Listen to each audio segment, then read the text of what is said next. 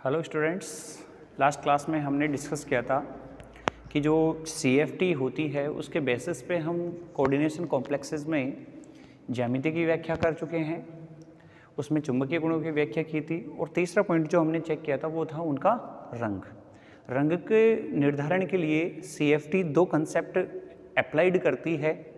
पहला DD transition, जिसके द्वारा निम्न D कक्षकों से इलेक्ट्रॉनों का स्थानांतरण होता है उच्च ऊर्जा स्तर के D कक्षकों में। और कुछ ऐसे स्पीसीज थी जिनका हम DD ट्रांजिशन उसमें ऑब्जर्व नहीं करते, लेकिन फिर भी वो कलर्ड स्पेक्ट्रा शो करते हैं, कलर्ड कॉम्प्लेक्स जो होते हैं। उसके लिए हमने एक्सप्लेनेशन किया था जो चार्ज ट्रांसफ़र स्पेक्ट्रा है, आवेश स्थानांतरण स्पेक्ट्रा। इसके बाद हमने एक पॉइंट मेंशन किया था कि जो अष्टफलकीय संकुल होते हैं उसमें जो CFSE की वैल्यू है, CFSE को हमने निर्धारित कर दिया था कि जब इलेक्ट्रॉन जो औसत ऊर्जा स्तर से होते हैं, जो समान ऊर्जा के D कक्षक होते हैं, उसमें जब स्प्लिटिंग होती है तो उच्च ऊर्जा और निम्न ऊर्जा के जो कक्षक बनते हैं उसमें से जो औसत ऊर्जा से जब इलेक्ट्रॉन निम्न ऊर्जा कक्षकों में पुनर्वितरण द्वारा भरे जाते हैं तो वो अपनी ऊर्जा का उत्सर्जन करते हैं। इसी उत्सर्जित ऊष्मा को हमने कहा था CFSE, crystal field stabilisation energy. अब CFSE की वैल्यू हम कैलकुलेट करते हैं अष्टफलकीय संकुलों में लिगेंड की प्रकृति के आधार पर कि किस प्रकार लिगेंडों की प्रकृति है, यौगिक किस प्रकार का बनेगा, कॉम्प्लेक्स किस प्रकार का बनेगा। उस बेसिस पे हम दो तरह के कॉम्प्लेक्सों का अध्ययन करेंगे यहाँ पे। एक वे यौगिक या वे संकुल जिनमें उच्च चक्रण संकुलों का निर्माण करते हैं और दूसरे वे जिनमें निम्न चक्रण संकुल बनते हैं। तो स्टार्ट करते हैं आज की क्लास। अष्टफलकीय संकुलों के लिए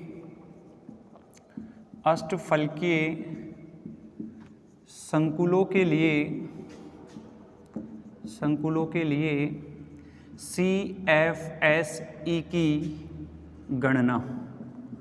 ओके, CFSE की गणना। अब देखो, हम ये जानते हैं कि अष्टफलकीय संकुल यौगिकों में जो स्प्लिटिंग होती है वो स्प्लिटिंग कैसे होती है कि जो समान ऊर्जा के जो 5 D कक्षक हैं वो स्प्लिट होते हैं निम्न ऊर्जा और उच्च ऊर्जा स्तर में। निम्न ऊर्जा स्तर कौन से होते हैं? T2G होते हैं। निम्न ऊर्जा स्तर कौन से होते हैं? T2G। जबकि उच्च ऊर्जा स्तर पे कौन आते हैं? EG। ओके, और ये इनकी औसत ऊर्जा है।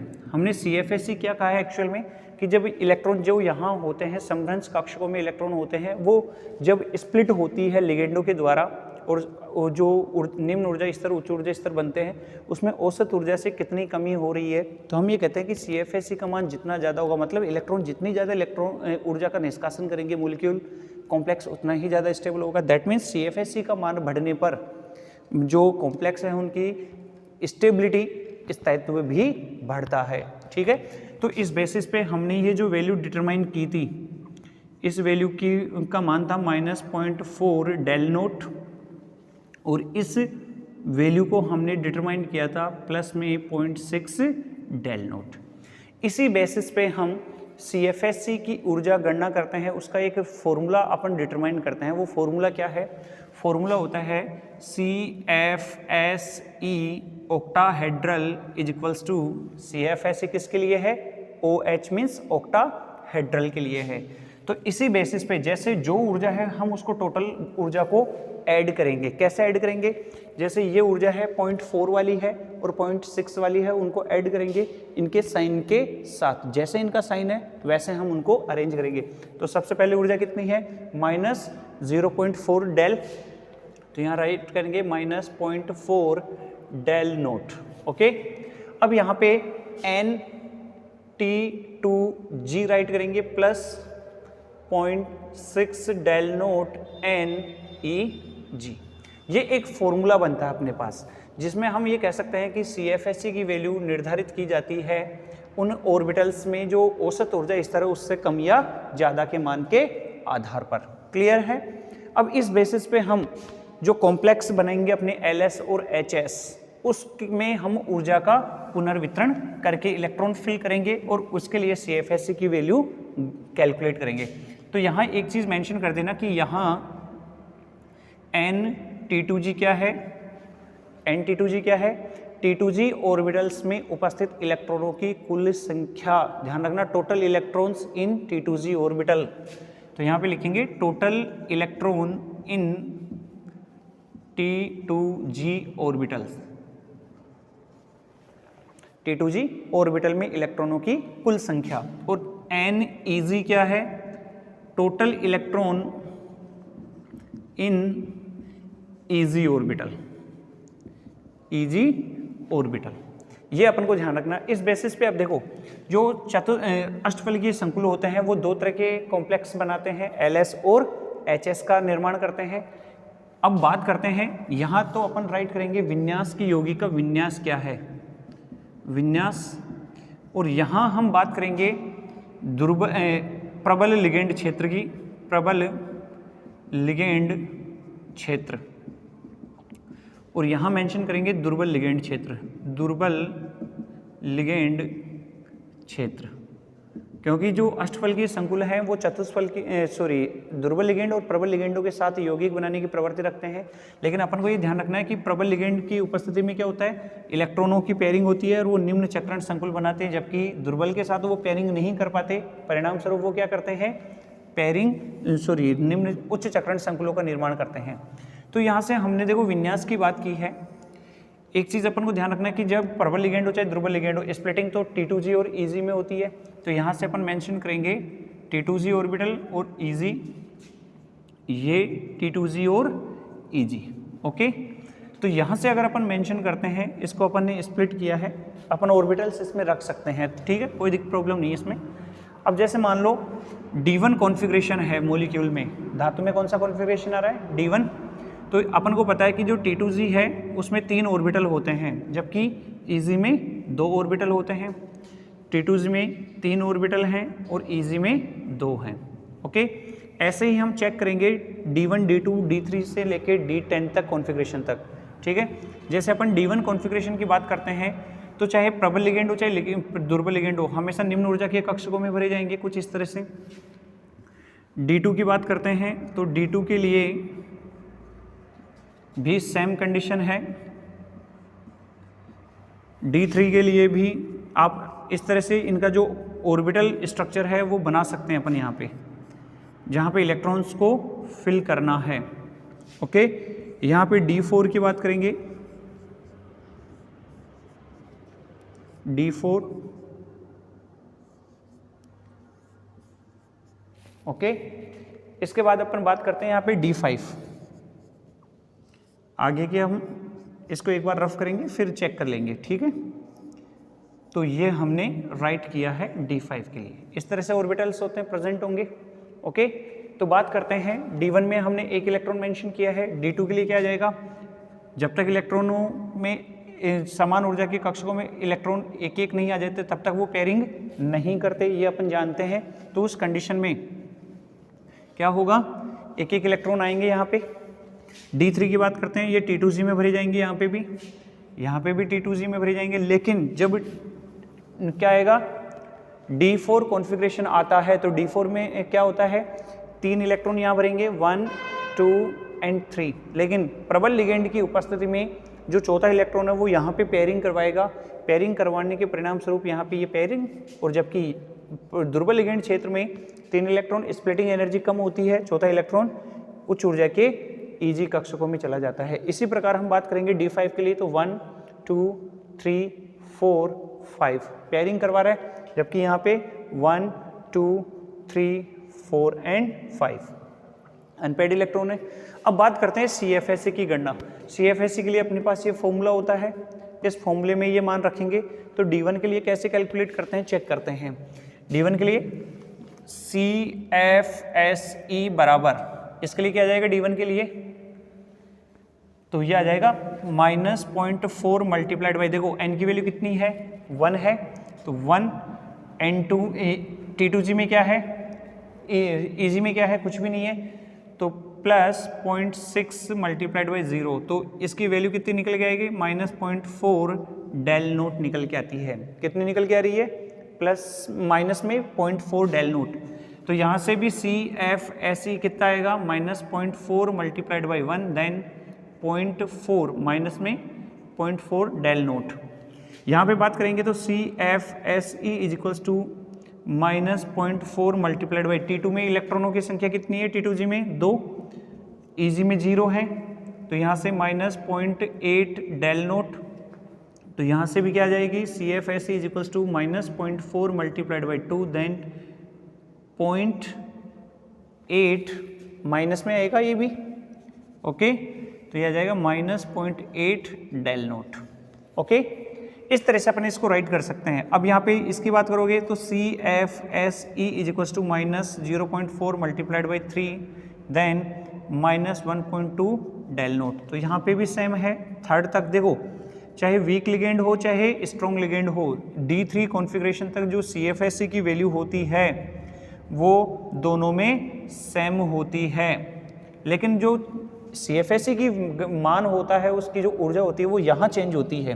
कैसे कि अगर D4 कॉन्फ़िगरेशन आता है तो -0.4 मल्टीप्लाइड बाई 4 -1.6 डेल नोट, जबकि यहाँ पे चेक करना एक बार CFSE is equals to -0.4 multiplied by, देखो कितने हैं 3 प्लस 0.6 मल्टीप्लाइड बाई, क्योंकि यहाँ पे अब इजी में इलेक्ट्रॉन आ चुका है, इजी में इलेक्ट्रॉन आएगा तो 1, तो मान क्या आ जाएगा, मान आएगा -1.2 प्लस के 0.6, तो ओवरऑल मान क्या आया -0.6 डेल नोट। कितना आ रहा है -0.4 multiplied by 3 plus 0.6 multiplied by 1, एक इलेक्ट्रॉन है, तो यहाँ तो आया माइनस के 1.2, इसको मल्टीप्लाई करोगे तो माइनस के प्लस के 0.6, माइनस के 1.2 में से प्लस के 0.6 जाएंगे तो माइनस के 0.6 बचेंगे। तो देखो CFSE के लिए ऊर्जा ज़्यादा कहाँ आ रही है D4 में स्ट्रॉन्ग लिगेंड के साथ, मतलब स्प्लिट वो ऊर्जा ज़्यादा मुक्त करते हैं, दैट मीन्स उनकी स्टेबिलिटी भी ज़्यादा होगी, इस वजह से स्ट्रॉन्ग लिगेंड वाले मॉलिक्यूल ज़्यादा स्टेबल होते हैं। ऐसे अपन D5 के लिए कैलकुलेट करेंगे, तो D5 के लिए कैसे कैलकुलेट कर लोगे, CFSE is equals to -0.4 multiplied by 5 then 2.0, minus में 2.0 आ रहा है, माइनस में कितना आ रहा है 2.0, इसकी अगर आप कैलकुलेट करोगे CFSE इज इक्वल्स टू ये आ जाएगा -0.4 multiplied by 3 plus 0.6 multiplied by 2, तो ये माइनस का 1.2 प्लस का 1.2, आंसर कितना आएगा 0, कितना आ जाएगा 0 आएगा, ओके। एक बार इसको आराम से चेक करोगे आप, माइनस के 0.4 multiplied by 3 plus 0.6 multiplied by 2, answer निकालोगे तो माइनस के 1.2 और प्लस के 1.2, आंसर आएगा ओवरऑल 0। तो D5 में वीक के लिए कितना आएगा 0। इसके बाद हम बात करते हैं D6, D7, D8, D9 और D10 ऑर्बिटल्स के लिए भी, ओके। तो एक बार इसको चेक करते हैं D6,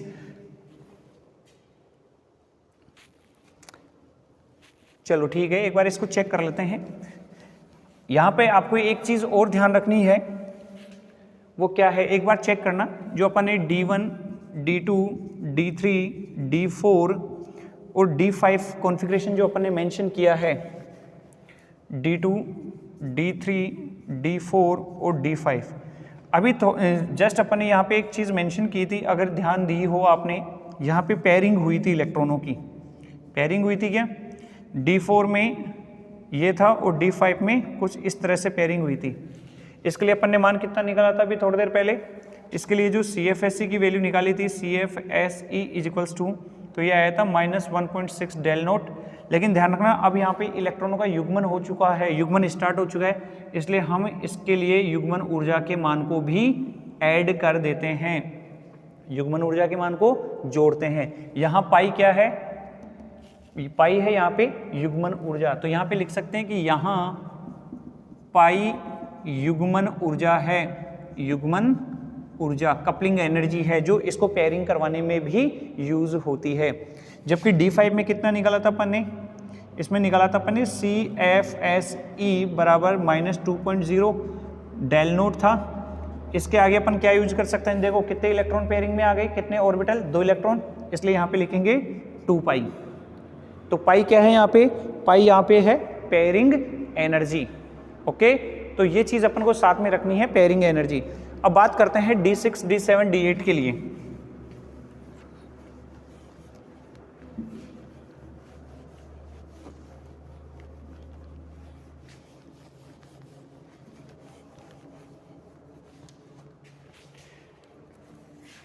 D6, एक बार D6 के हिसाब से चलते हैं 1 by 1। D6 में यहाँ पे 3 इलेक्ट्रॉन पेयरिंग में आएंगे 1 2 3 4 5 6। ईजी में अभी भी 0 है। यहाँ पे 1 2 3 4 5 और 6 पेयरिंग करवाएगा। मान की बात करते हैं CFSE बराबर यहाँ पे -0.4 मल्टीप्लाइड बाई 6 डेल नोट, तो ये आ जाएगा -2.4 डेल नोट। अब देखो प्लस पेयरिंग एनर्जी कितनी होगी 1 2 3 प्लस 3 पाई, ये माना जाता है। इसकी CFSE वैल्यू कैलकुलेट करोगे तो इसकी आ जाएगी -0.4 multiplied by 4 plus 0.6 multiplied by 2, तो ये आ जाएगा -1.6 प्लस के 1.2 डेल नोट। तो ये ओवरऑल आंसर कितना आएगा -0.4 डेल नोट। लेकिन चूंकि यहाँ पे भी एक इलेक्ट्रॉन एक ऑर्बिटल पेयरिंग में है, इसलिए इसके साथ अपन क्या ऐड करेंगे पाई। ये ध्यान रखना है कि इसमें जो युग्मन ऊर्जा है वो भी इंक्लूड हो जाती है। ऐसे ही D7 के लिए 1 2 3 4 5 6 और ये 7। यहाँ पे चेक करोगे 1 2 3 4 5 6 7। ओके, तो इस कंडीशन में अगर अपन बात करते हैं तो यहाँ पे CFSE की वैल्यू आ जाती है -0.4 multiplied by 6 plus 0.6 multiplied by 1, तो ये जाएगा -2.4 प्लस 0.6, तो ये आ जाएगा -1.8 डेल नोट प्लस 1 2 3 यहाँ पे पाई आ रहा है, मतलब 3 ऑर्बिटल पेयरिंग में है। यहाँ पे बात करते हैं CFSE वैल्यू के लिए, तो ये मान कितना आ रहा है -0.4 मल्टीप्लाइड बाई 1 2 3 4 5 इलेक्ट्रॉन्स हैं प्लस 0.6 मल्टीप्लाइड बाई 2, तो -2.0 प्लस 1.2, तो आंसर आएगा -0.8 डेल नोट। लेकिन यहाँ पे भी देखो 2 इलेक्ट्रॉन क्या हो रहे हैं, 2 ऑर्बिटल पेयरिंग में है, तो 2 पाई मान यहाँ पे भी लिखा जा सकता है। ओके, तो इस तरह से हम D7 तक यूज कर रहे हैं। बात करते हैं D8, D9 और D10 के लिए। D8, D9 व D10 के लिए जो कॉन्फ़िगरेशन आता है वो दोनों में अप्रोक्सीमेट सेम आ जाता है। वो जब इनका जब ऑर्बिटल चेक करेंगे वहाँ पे मेंशन कर सकते हैं। तो D8 की बात कर रहे हैं अपन, 3 ऑर्बिटल और 2 ऑर्बिटल हैं, पहला इलेक्ट्रॉन, दूसरा, तीसरा, चौथा, पांचवा, छठा, सातवां और आठवां। ओके, यही है। यहाँ पे बात करते हैं तो 3 ऑर्बिटल यहाँ और 2 यहाँ है, तो 1 2 3 4 5 6 7 8। तो देखो ऑलमोस्ट दोनों का जो कॉन्फ़िगरेशन है वो कैसा आ गया, सेम आ गया। तो दोनों के लिए जो CFSE की वैल्यू है वो भी क्या आ जाएगी, ऑलमोस्ट इक्वल आ जाती है। तो CFSE is equals to -0.4 multiplied by 6 electron है प्लस 0.6 मल्टीप्लाइड बाई कितने हैं 2, तो -2.4 प्लस माइनस के 2.4 हैं, -2.4 प्लस 1.2, आंसर आएगा -1.2 डेल नोट। पेयरिंग कितनी है 3 है, तो +3 पाई। सेम कंडीशन यहाँ है, तो इसके लिए भी आंसर क्या आएगा CFSE is equals to -1.2 plus 1.2 del naught plus 3 pi. Check कर सकते हैं, अपन निकाल सकते हैं। D9 के लिए 1 2 3 4 5 6 7 8 और 9, यहाँ पे भी सेम कंडीशन होगी। First electron, second, third, fourth, fifth, sixth, seventh, eighth और 9th, 9 इलेक्ट्रॉन आ रहे हैं। इसमें भी सेम वही फॉर्मूला है CFSE is equals to -0.4 multiplied by 6 plus 0.6 multiplied by 3, -2.4 plus के हैं 1.8, आंसर आएगा -0.6 डेल नोट। लेकिन pairing energy 1 2 3 and 4 pi. Same as it is CFSE is equals to -0.6 del naught plus 4 pi. आ रहा है मान? ओके, अब बात करते हैं लास्ट ऑर्बिटल के लिए, जिसमें हम D10 कॉन्फ़िगरेशंस की बात करेंगे कि D10 कॉन्फ़िगरेशन में जब वीक लिगेंड और स्ट्रॉन्ग लिगेंड्स आते हैं तो किस प्रकार उनकी एनर्जी या CFSE की वैल्यू हम कैलकुलेट करते हैं और मान कितना होता है। तो बात करते हैं D10 कॉन्फ़िगरेशंस के लिए।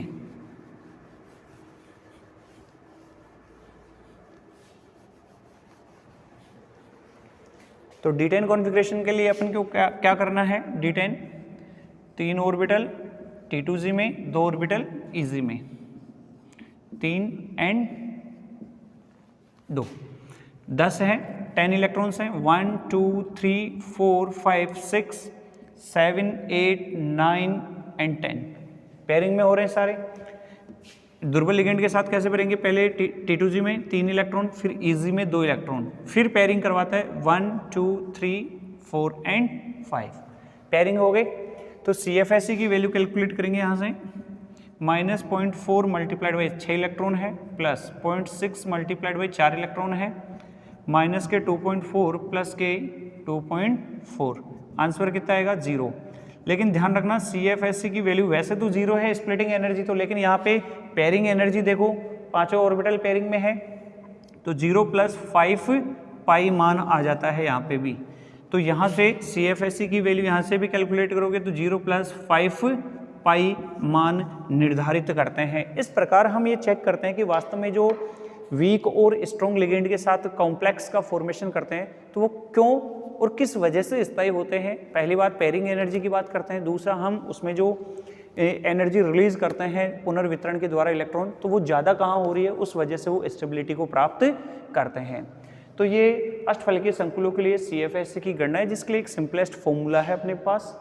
इस फॉर्मूले के बेसिस पे हम प्रबल लिगेंड क्षेत्र और दुर्बल लिगेंड क्षेत्र के साथ CFSE की गणना करते हैं। तो समझ में आया होगा, एक बार इसको चेक करोगे। नेक्स्ट वीडियो में हम डिस्कस करेंगे टेट्राहेड्रल कॉम्प्लेक्स के लिए CFSE की गणना। तब तक आप आराम से इसको चेक करना। इसी प्रकार जैसा हमने यहाँ पे टेट्राहेड्रल के लिए यूज़ किया है फॉर्मूला, जो कंसेप्ट यूज़ किया है सेम कंसेप्ट उसके लिए भी अपन अप्लाई करेंगे, लेकिन जहाँ डिफरेंस होना है वो क्या है कि जो स्प्लिटिंग होती है d ऑर्बिटल्स में वो निम्न ऊर्जा के Eg कक्षक बनते हैं वहाँ पे और उच्च ऊर्जा के T2G कक्षक बनते हैं। तो उसमें किस प्रकार वेरिएशन होता है ये हम नेक्स्ट क्लास में चेक करेंगे।